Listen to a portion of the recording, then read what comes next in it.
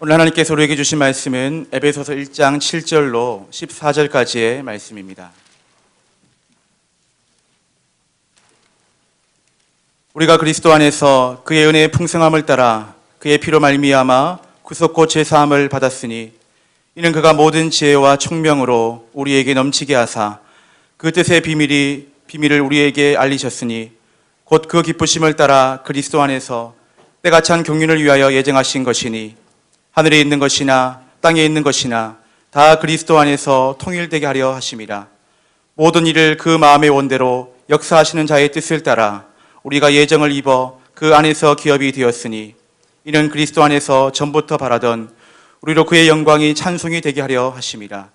그 안에서 너희도 진리의 말씀 곧 너희의 구원의 복음을 듣고 그 안에서 또한 믿어 약속의 성령으로 인치심을 받았으니 이는 우리의 기업의 보증이 되사 그 얻으신 것을 구속하시고 그의 영광을 찬미하게 하려 하심이라. 아멘. 감사를 드립니다. 이 시간 하나님을 사랑하십니까? 교회를 사랑하십시오. 두 번째 제목으로 하나님 말씀을 증거하겠습니다. 지난주 오후 예배 때 제가 첫 번째 부임 설교를 시작하면서 여러분에게 몇 가지 질문을 드렸습니다. 여러분 혹시 질문 내용이 기억나십니까? 지금 여러분들 표정은 지난주 설교 제목도 기억 못하는데 설교 중에 한 질문을 기억할까 하시는 표정이신 것 같습니다. 그래서 오늘 또 지난주 오후 예배 때 설교 때 드렸던 질문을 똑같이 드리며 설교를 시작하겠습니다.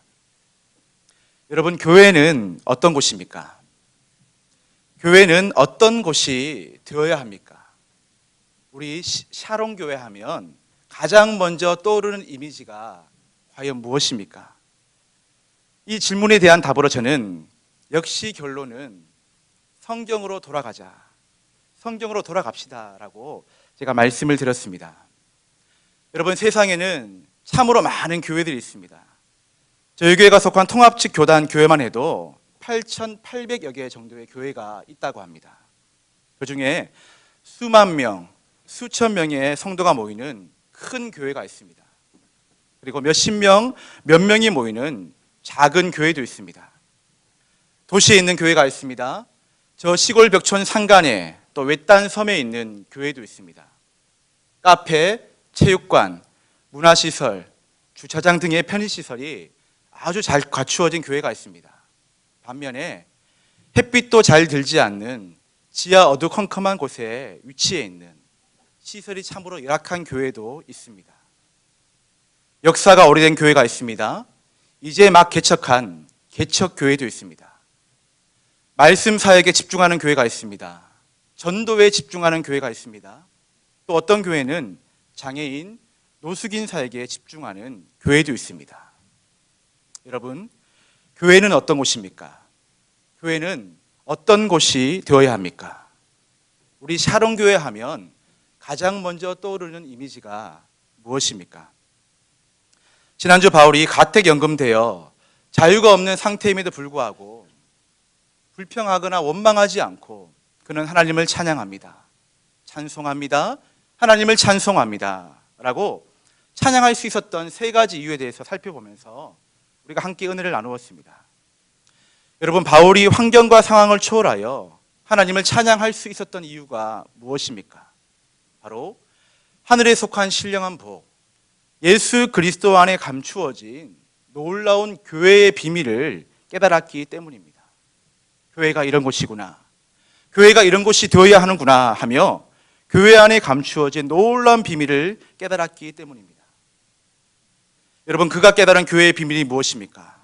바로 이것입니다. 교회는 창세 전에 하나님께 선택받은 자들이 모인 곳이구나.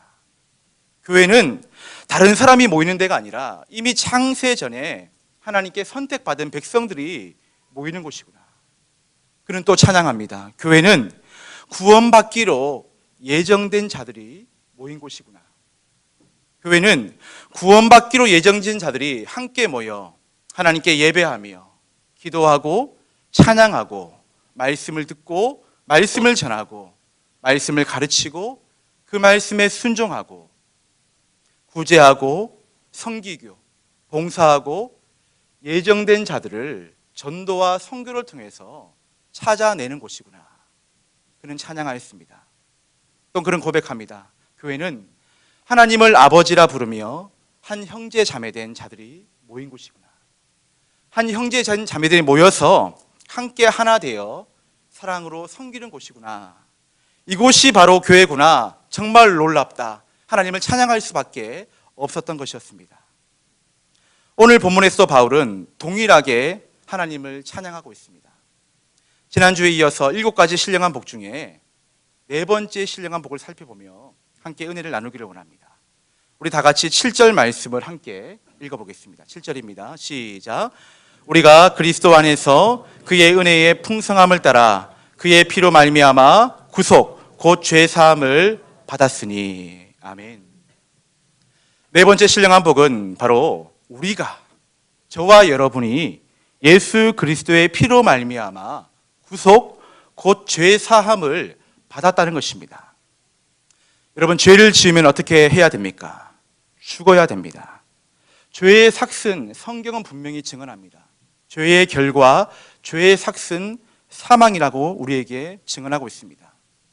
저와 여러분은 알고 보면 모두 죄를 지은 사람들입니다. 그렇다면 당연히 죽어야 되는 존재들입니다. 그런데 왜 살아 계시나요? 왜 살아서 지금 웃고 계시나요? 왜 살아서 예배를 드리고 계시나요? 바로 예수님께서 우리 죄를 대신해서 십자가에서 죽으심으로 말미암아 해결되지 않았던 우리의 힘으로는, 우리의 공로와 우리의 의지와 우리의 행위와 우리의 노력으로는 도저히 해결할 수 없는 이 죄의 문제를 우리 주님께서 완벽하게 깨끗하게 해결해 주셨기 때문입니다. 여러분, 죄로 인해 영원히 죽을 수밖에 없는 우리를 구원하신 이 구속의 은혜, 이보다 더 큰 은혜, 더 큰 복이 어디 있겠습니까? 이 구속의 은혜, 이 복만 우리가 확신하고 있다면, 이 복만 우리가 확실하게 누리고 이 땅을 살아간다면 사소한 것으로 아쉬워하거나 가슴 아파하지 않습니다. 사소한 것으로 누구를 미워하거나 갈등하거나 마음 상해하지 않습니다. 사촌이 땅을 사도 배가 아프지 않습니다. 배는 좀 아프신가 봐요.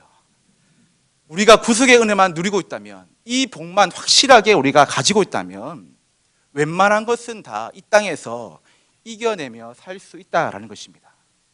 여러분, 이렇게 우리의 죄를 구속하신 하나님의 은혜를 한번 생각해 보시기 바랍니다. 이 구속의 은혜는 우리 입장에서는 거저 받은 것입니다. 공짜로 받은 것입니다. 하지만 하나님 입장에서는 엄청난 대가를 지불하신 것입니다. 왜냐하면 하나뿐인 아들 독생자 예수 그리스도를 죽이시면서까지 우리를 구원하여 주셨기 때문입니다. 자, 그래서 여러분, 우리가 이 구속의 은혜, 이 죄사함의 은혜를 생각할 때 우리는 반드시 2가지를 생각하며 감사해야 됩니다. 먼저는 하나님의 은혜를 생각하며 감사해야 됩니다. 찬송가 410장에서 하나님의 은혜를 이렇게 고백하지 않습니까?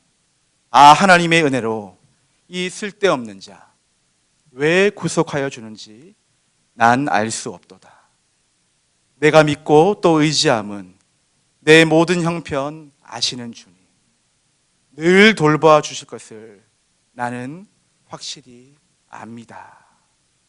하나님의 은혜를 생각하며 이렇게 감사의 고백이 찬송가로 기록되어져 있습니다. 여러분, 우리가 하나님의 이 놀랍고 크신 은혜를 생각한다면 이 찬양 마음을 다해서 마땅히 드려야 하지 않겠습니까? 어떠한 환경과 상황에도 불구하고 이 하나님의 은혜를 생각한다면 마땅히 평생 다하도록 이 찬양 고백하며 살아야 되지 않겠습니까? 자, 그리고 동시에 죄가 없으셨던 예수님의 피의 희생을 생각하며 감사해야 됩니다. 찬송가 185장 가운데 내 너를 위하여 몸버려 피 흘려 내 죄를 속하여 살 길을 주었다. 널 위해 몸을 주건만 너 무엇 주느냐? 널 위해 몸을 주었건만 너 나에게 무엇 주느냐? 여러분, 참 감사하지 않습니까? 우리를 위해서 하나님이시지만은 친히 인간 되시어서 십자가에 달려 돌아가시어 온 물과 피를 쏟으신 예수님, 내 너를 위하여서 온몸을 주었건만 넌 날 위해서 무엇을 주느냐? 우리 주님은 저와 여러분에게 많은 것 바라지 않습니다. 오늘 사도 바울이 고백하였던 것처럼 교회의 놀라운 비밀을 깨닫고 나를 구원하여 주시고 나의 죄를 속하여 주신 그 은혜를 깨닫고 하나님을 찬양합니다. 하나님 감사합니다. 하나님 은혜 고맙습니다. 우리 주님께서는 이 겸손한 고백을 저와 여러분을 통해서 받기를 원하신다라는 것입니다. 우리가 구속의 은혜를 생각할 때에 정말 기뻐하면서도 눈물 흘리며 감사하는 이유가 바로 여기에 있습니다. 구속, 죄 사함을 위해 우리는 아무 대가도 치르지 않았지만 사실 예수 그리스도의 피의 엄청난 희생이라는 엄청난 대가가 있었기 때문입니다. 고등학교 시절 저희 신앙을 지도해 주셨던 목사님이 한 분 계셨습니다. 저는 고등학교 2학년 때 하나님 목사가 되고 싶습니다. 하나님의 영광을 위해서 목사가 되겠습니다라고 제 스스로 목회를 소원했습니다. 그런데 그때부터 목사님께서는 저를 부담스럽게도 고등학교 2학년인데 저를 목사로 대해 주셨습니다. 전 목사 하면서 목사로 저를 대해 주셨습니다. 그래서 제가 뭔가 잘못한 행동을 할 때면 이렇게 이야기하셨습니다. 전 목사, 그렇게 행동해서는 안 돼. 목사는 그러면 안 돼. 라고 따끔하게 혼내셨습니다. 한 번은 제가 슬리퍼를 신고 교회에 간 적이 있었습니다. 주일도 아니고 그냥 평일이라서 편하게 슬리퍼를 질질 끌고 교회에 갔습니다. 그런데 슬리퍼를 신고 온 제 모습을 목사님께서 보시고는 아주 따끔하게, 성민아, 아무리 평일이라도 교회에 올 때는 단정하게 운동화를 신고 와야지. 앞으로 목사 될 사람이 그러면 안 돼. 라고 엄하게 혼내셨습니다. 속으로, 야, 목사는 슬리퍼도 신으면 안 되나. 저 서울에서 슬리퍼 많이 신고 다녔습니다. 그만큼 목사라는 직분에 대한 거룩한 부담감을 저에게 가르쳐 주셨습니다. 그런 목사님께서는 제가 군에 입대할 즈음에 다른 교회로 임지를 옮기셨습니다. 그런데 제가 군대에서 무더운 여름을 지나가고 있을 때쯤 저희 어머니로부터 안타까운 소식을 듣게 되었습니다. 목사님의 둘째 아들이 물에 빠져 죽었다는 소식이었습니다. 목사님 또 생육하고 번성하라, 땅에 충만하라, 이 말씀에 순종하여 아들 셋을 낳았는데 그만 둘째 아들이 물에 빠져 죽었다라는 것입니다. 중고등부 수련의 마지막 날 계곡에서 물놀이를 하는데 목사님의 둘째 아들을 포함해서 여러 아이들이 물에 빠지게 되었다는 것입니다. 아무도 수영을 할 줄 몰랐습니다. 그 광경을 지켜본 목사님께서는 뒤도 돌아보지 않고 즉시 물에 뛰어들어 한 명씩 아이들을 구해내셨습니다. 그렇게 모든 아이들을 구하고 맨 나중에 남아있는 아이를 구하려고 물에 뛰어들었는데 이미 그 아이는 죽어서 물에 둥둥 떠 있는 것이었습니다. 바로 목사님의 둘째 아들이었습니다. 다른 아이들 다 구하고 목사님의 아들만 못 구했던 것이었습니다. 아니, 안 구하신 것이었습니다. 자, 여러분, 왜 목사님이라고 본인 아들을 제일 먼저 구하고 싶지 않았겠습니까? 그런데 목사님께서는 저에게, 성민아, 목사는 희생해야 된다. 목사는 죽도록 충성해야 된다. 목사는 섬겨야 된다. 목사는 착해야 된다. 목사는 참아야 된다. 목사는 사랑해야 된다. 목사는 성실해야 된다. 이렇게 고등학교 2학년 된 저에게 누누이 가르쳐 주셨는데 목사님께서는 저에게 가르쳐 주신 그 가르침 그대로, 성경의 정신대로, 예수님의 마음 그대로 자기 둘째 아들을 죽이면서까지 희생하셨던 것이었습니다. 자기 자식 죽이면서까지 남의 자식 살린 사랑, 여러분, 세상에서 가장 힘든 사랑 아닙니까? 남의 자식 살리기 위해서 자기 아들 죽인 희생, 세상에서 가장 힘든 희생 아니겠습니까? 그런데 그분은 목사였기 때문에, 목사는 그렇게 해야 된다라고 그분은 알고 계셨고 그렇게 사셨기 때문에 정말 아들을 죽여야 되는 그 순간에 눈물을 머금고 다른 아이들을 한 명 한 명 구할 때 자기 아들을 살려달라는 그 목소리를 들으면서도 목사님께서는 자기 아들에게 가지 않고 다른 아이들을 먼저 구하셨던 것이었습니다. 세상에서 가장 힘든 사랑, 세상에서 가장 힘든 순종을 그분은 하신 것이었습니다. 요한복음 3장 16절에서 이렇게 증언합니다. 하나님이 세상을 이처럼 사랑하사 독생자를 주셨으니 이는 저를 믿는 자마다 영생을 얻게 하려 하심이니라. 여러분, 하나님의 구속의 사랑은 이처럼의 사랑입니다. 이처럼 사랑하사. 하나님의 구속의 사랑은 자신의 아들을 죽이면서까지 희생하신 희생의 사랑입니다. 여러분, 교회가 어떤 곳입니까? 하나님께서 이처럼 사랑하사 죽기까지 사랑하신 창세전에 선택받고 구원받기로 예정되어 구속, 곧 죄사함의 은혜를 얻은 하나님의 귀한 자녀들이 모인 곳입니다. 이번 주 토요일 새벽 기도를 마치고 교육관에서 나오는데 저는 제 눈을 의심하지 않을 수가 없었습니다. 제가 안경을 고쳐 쓰면서 교회 벽에 걸려있는 현수막을 봤습니다. 교회 벽에 이런 문구가 쓰여졌습니다. 보셨습니까? 좀 보셨다라고 좀 얼굴에 표시를 좀 내주세요. 이렇게 쓰여져 있었습니다. 세상에서 가장 소중한 전성민 목사님 환영합니다. 샤론교회 성도 일동. 여러분이 쓰신 거예요. 누군가가 쓰셨겠지만, 누군가가 준비하셨겠지만, 저는 살면서 제 이름이 현수막에 적혀서 걸려본 적은 샤론교회 와서 처음입니다. 새벽 기도 마치고 그 현수막을 딱 보는데 갑자기 눈물이 핑 돌았습니다.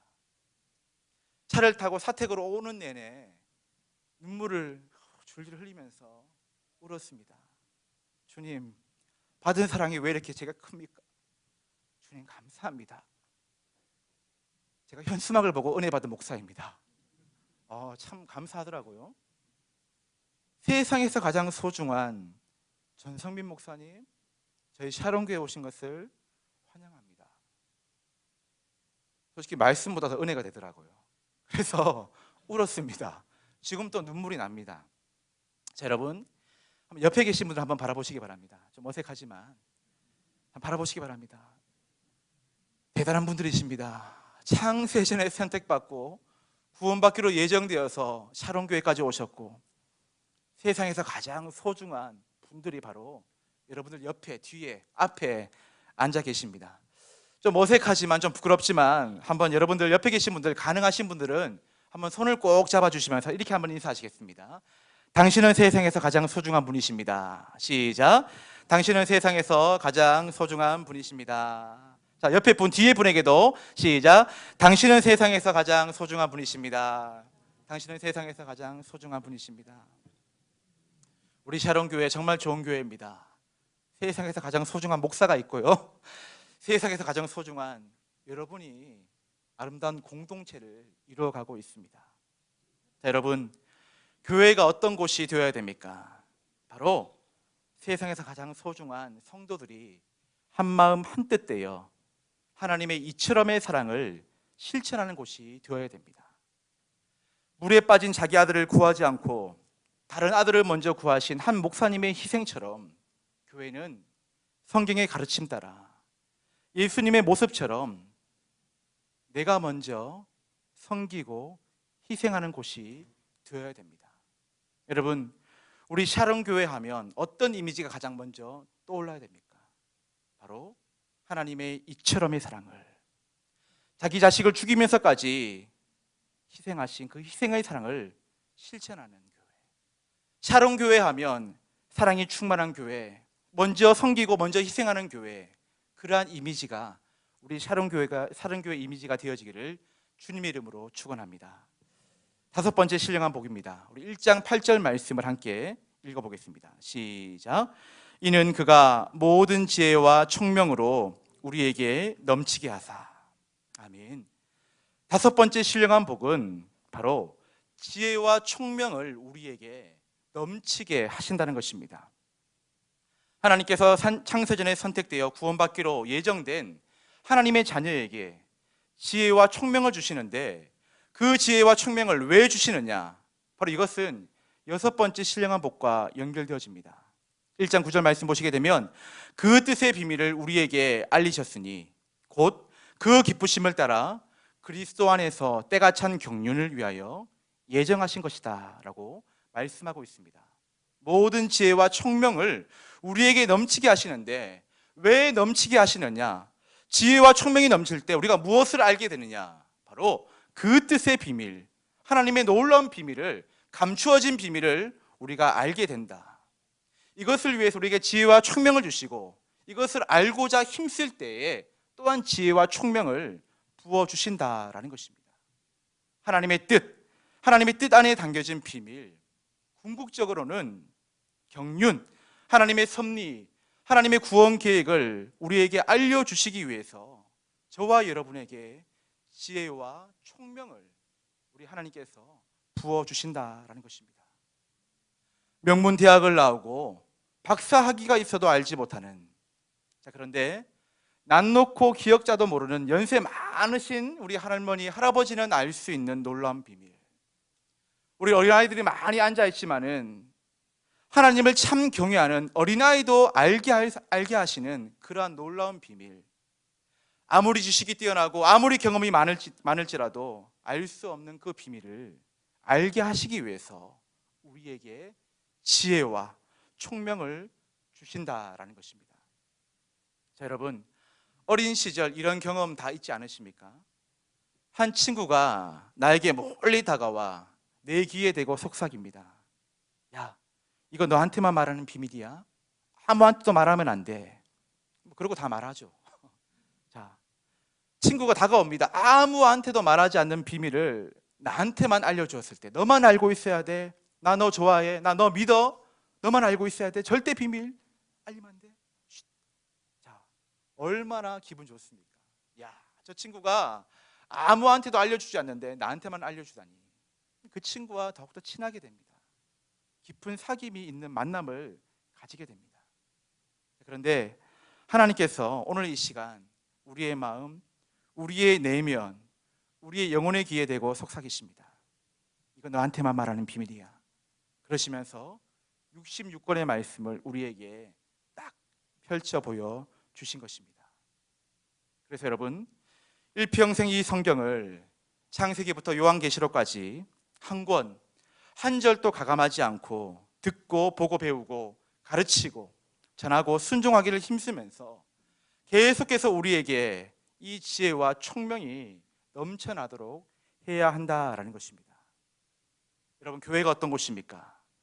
바로 66권의 말씀을 가감하지 않고 목회자로 통하여서, 가르침을 받은 자로 통하여서 가르치고 배우고 전하여 하나님의 뜻, 하나님의 크고 놀라운 이 비밀을 알려주는 곳이 바로 교회가 되어야 됩니다. 우리 샤롬교회에 오면 감추어진 비밀이 다 풀려야 됩니다. 우리 샤롬교회에 오면, 아, 그렇구나, 그리스도인은 이렇게 살아야 되는구나, 교회가 이런 곳이구나, 말씀에 이 뜻이 있구나. 우리 샤롬교회에 오면 바로 이 뜻이 알아지는 그런 지혜와 총명이 넘쳐날 수 있기를 주님의 이름으로 축원드립니다. 여러분, 교회가 어떤 곳이 되어야 됩니까?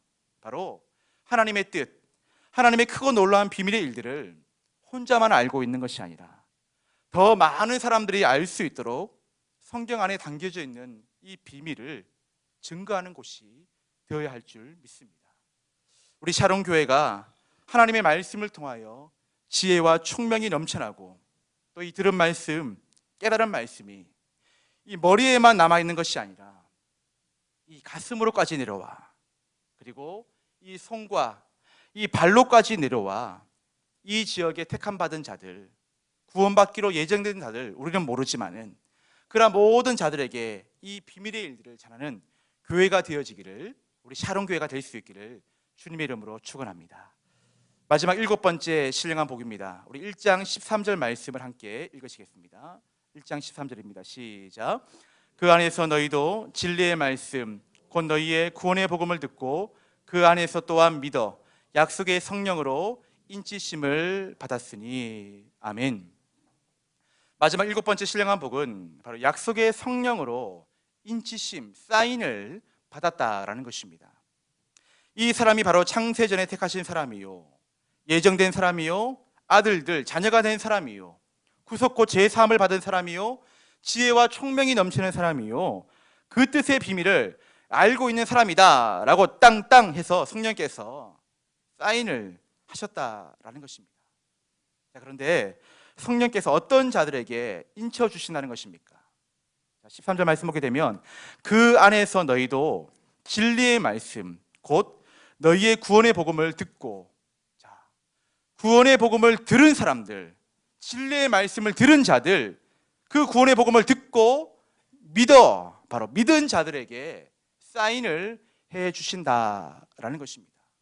복음을 듣고 복음을 깨닫고 이 복음의 말씀을 아하 그렇구나 믿은 자들, 바로 그 자들에게 성령께서 너는 내 자녀다, 결코 내 사랑은 변치 않을 것이다, 이 기업을 너에게 줄 것이다 라고 성령께서 바로 인쳐 주신다라는 것입니다. 여러분, 제가 지난주 오후에도 말씀드렸지만, 자, 전도는 결코 실패가 없습니다. 전도는 바로 하나님께서 예정하신 사람들을 찾는 과정입니다. 그래서 전도는 불신자를 만나러 가는 것이 아니라 구원받기로 예비되고 예정된 신자를 만나러 가는 것입니다. 제가 전에 섬기던 교회에서 전도부를 담당했습니다. 화요일마다, 그리고 수요일 새벽마다, 토요일과 주일마다 그렇게 전도를 했습니다. 많은 전도대원들이 전도하고 나서 전도 보고를 합니다. 자, 그런데 어떤 때는 한 사람도 전도를 못하고 올 때가 있습니다. 심지어 전도지도 제대로 못 놔주고 올 때도 있습니다. 제가 이야기합니다. 실패가 아닙니다. 잘하셨습니다. 수고하셨습니다. 여러분, 전도에는 실패가 없습니다. 전도하다가 뺨을 맞고 돌아와도 실패가 아닙니다. 험한 욕을 듣고 와도 실패가 아닙니다. 전하였지만 오늘 당장 믿지 않는다고 해서 실패가 아닙니다. 좀 죄송한 표현이지만 전도하는 사람이나 전도받는 사람이나 둘 중에 한 사람이 죽을 때까지 해야 되는 것이 바로 전도라는 것입니다. 전에 섬기던 교회에서 집집마다 다니며 문을 두드리며 전도하는 전도팀이 있었습니다.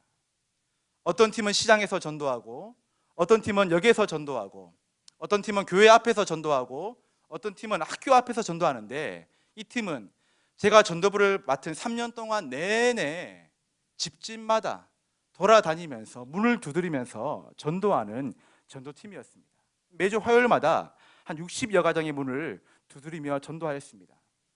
매번 전도하러 갈 때마다 그냥 가지 않고 전도지와 함께 교회에서 준비한 전도 건빵, 그리고 커피, 행주, 수세미, 주걱, 소쿠리, 지퍼팩, 부엌용 칼 다 전도부에서 준비해 드렸습니다. 그래서 마음껏 쓰시라고, 마음껏 주라고 하면서 다양한 선물을 매주마다 가지고 가셨습니다. 때로는 본인들 사비를 털어서 산 선물을 가지고 문을 두드렸습니다. 여러분, 문이 쉽게 열릴까요? 열리지 않습니다. 또 요즘 시대는 더 그렇습니다. 한데 그래도 문을 열어주는 사람이 있습니다. 문이 열리면 어느 교회에서 왔습니다, 반갑습니다, 이렇게 하면서 이렇게 예쁘게 인사하고 공손하게 인사하면서 복음의 문이 열려지기를 그렇게 기다리면서 전도합니다. 아무리 두드려도 문이 열리지 않을 때는 안에서 짓는 개소리도 반갑더라는 말씀을 하실 정도로 대단히 전도의 사명이 뛰어나신 분들이었습니다. 자, 그런데 언젠가 이 팀의 팀장 되시는 권사님의 전도 수첩을 한번 본 적이 있었습니다. 그 수첩에는 전도 대상자의 집 주소와 빌라나 아파트의 호수, 그리고 중요한 것은 전도했을 때의 이 전도 대상자의 반응들이 빽빽하게 자세하게 기록되어져 있었습니다. 이 팀은 많은 사람들을 만나는 것이 아니라 매주 갔던 그 집에 또 갑니다. 그 다음 주에도 갑니다. 또 갑니다. 그러니까 이번 주에는 문을 열어주지 않았다, 그 다음 주에는 인사했다, 그 다음 주에는 개만 짖었다, 이런 식으로 상세하게 이 전도 내용을 수첩에다가 기록해 놓으신 것입니다. 자, 그런데 권사님의 수첩에 기록된 분 중에 무려 1년 동안이나 꾸준히 찾아가서 전도하여서 교회에 등록하신 슈퍼 사장님이 한 분 계셨습니다. 처음에 찾아갔을 때는 교회에서 왔다고 하니까 뭐 당연하게 문전박대하셨습니다. 딱 들어오니까 물건 사러 온 줄 알았는데 교회에서 나왔다 그러니까 나가라고, 싫다고 문전박대하셨습니다. 선물을 드릴 때면 우리 슈퍼에 이런 거 널렸다고, 안 보이냐고, 여기 다 있다고, 가져가라고 안 받고 보내셨습니다. 그리고 당신들은 그렇게 할 일이 없으시냐며 험한 욕을 하기도 하셨습니다. 그런데 이 두 분은, 이 권사님과 집사님은 절대로 험한 모욕과 이런 핍박을 당해도 그분을 향한 친절함과 정중함과 매너를 잊지 않으셨습니다.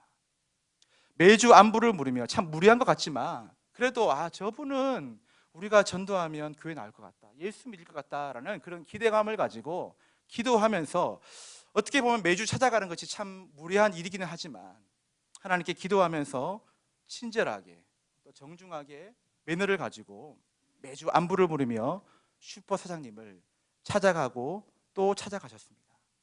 그렇게 무려 1년 동안이나 꾸준하게 찾아가셨습니다.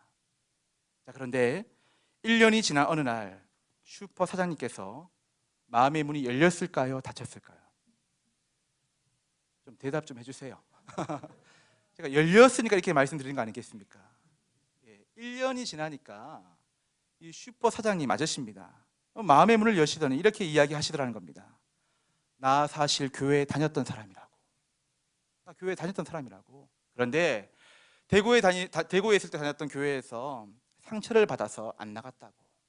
서울에 올라왔는데 그렇게 내가 문전박대하고 모질게 했는데도 이렇게 끈질기게 찾아오는 아줌마들을 보면서 아줌마들이 다니는 교회에 다니고 싶다고 말씀하시고는 그 주의 교회에 등록하시고 잘 정착하여 다니고 계십니다. 제가 위에서 다녔던 교회를 사임하고 올 때도 이렇게 저와 악수하면서 잘 지내시라고, 저 대구 비슷한데 내려간다고 그렇게 인사하고 내려왔습니다. 여러분, 실제 전도 현장에 나가서 전도하다 보면 사실 우리의 지각으로는 이 사람이 예수를 믿을지, 선택받은 사람인지, 예정된 사람인지 도무지 알 수가 없습니다. 그리고 실제 전도에서 예수 믿겠습니다라고 이야기를 해도 끝까지 가봐야 됩니다. 그렇죠? 우리는 알 수 없지만, 그런데 하나님 편에서 이 사람은 구원받기로 예정되었다고 해서 성령께서 사인해 주셨다고 해서 전도를 받자마자 눈물을 흘리면서 예수 믿겠습니다, 교회 다니겠습니다 이렇게 하는 것이 아닌 것을 경험하게 됩니다. 바로 오랜 시간, 때로는 10년이 걸릴 수도 있습니다.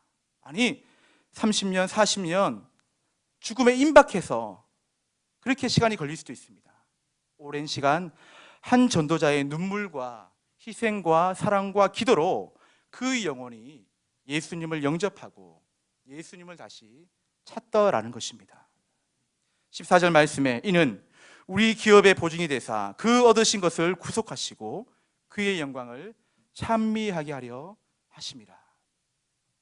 성부 하나님께서는 창세전에 우리를 구원하기로 작정하셨고 성자 예수님께서는 우리의 구원을 위해 구속사역을 성취하셨고 바로 성령께서는 이 구속 효과를 택함받은 자들 개개인에게 적용하심으로, 사인해 주심으로 우리가 얻게 될 영원한 기업, 바로 천국을 보증하여 주신다는 것입니다. 사랑하는 성도 여러분, 바로 이 모든 것이, 이 모든 복이 만물 안에서 만물을 충만케 하시는 이인 예수 그리스도를 머리로 삼은 바로 교회를 통하여 이루어진다는 사실입니다.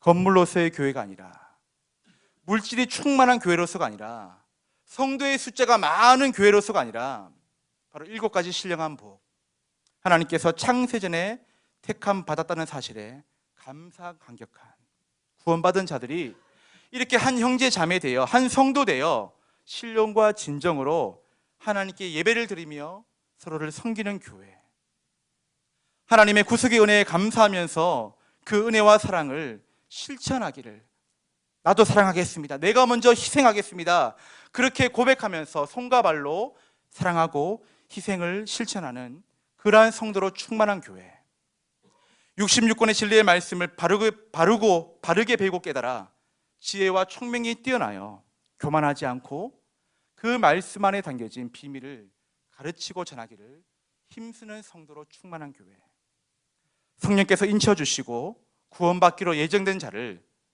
죽을 때까지 찾고 찾기를 힘쓰는 성도로 충만한 교회, 바로 이 에베소서 안에 담겨진 7가지 교회의 비밀을 깨닫고 저와 여러분이 교회가 교회다워질 때, 우리 샤론 교회가 교회로서의 사명을 온전히 감당할 때 사람이 높아지는 것이 아니라 만물 안에서 만물을 충만케 하시는 예수 그리스도만 온전히 높여드리는 그러한 교회가 될 때 하나님께서 에베소서 말씀 가운데 말씀하셨던 이 신령한 복, 이 7가지의 신령한 복을 저와 여러분의 삶 가운데, 우리 샤론 교회 가운데에 충만하게